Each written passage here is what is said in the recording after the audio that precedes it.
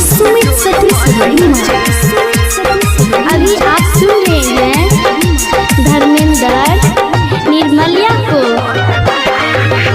हमरा दिल में ईश्वर भागले, हमरा दिल में ईश्वर भागले। अहाँ एलियै अन्हार में सुनहु ये गान देखु सगरो जोर भागले। अहाँ एलियै अन्हार में सुनहु ये गान देखु सगरो जोर भागले। हमरा दिल में ईश्वर भागले, हमरा दिल में ईश्वर भागले। अहाँ एलियै अन्हार में सुनहु ये जान देखु सगरो जोर भागले।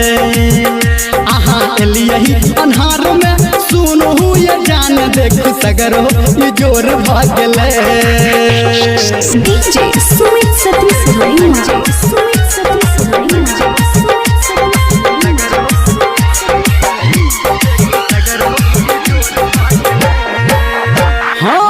छोट पे लाली अकान के बाली लागे नीक बर कपड़ा ये जाली। ये सजनी सुनू ना छोट पे लाली अकान के बाली लागे नीक बर कपड़ा ये जाली।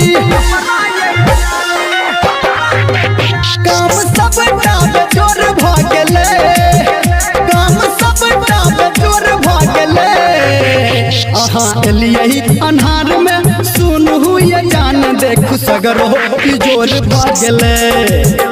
अहाँ एलियै अन्हार में सुनहु ये जान देखु सगरो जोर भागले।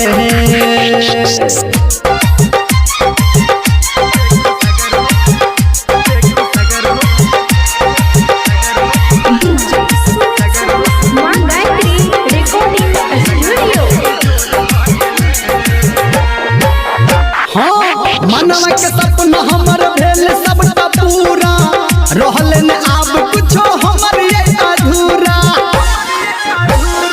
ये सोना सुनू ना मनवा के सपना हमर भेल सबटा पूरा, रहल न आब कुछो हमर ये अधूरा।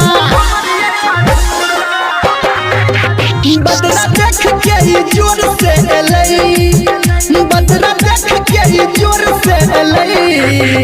अहाँ एलियै अन्हार में सुनहु ये जान देखु सगरो जोर भागले। अहाँ एलियै अन्हार में सुनहु ये सोना देखु सगरो जोर भागले। बुझलिए ये।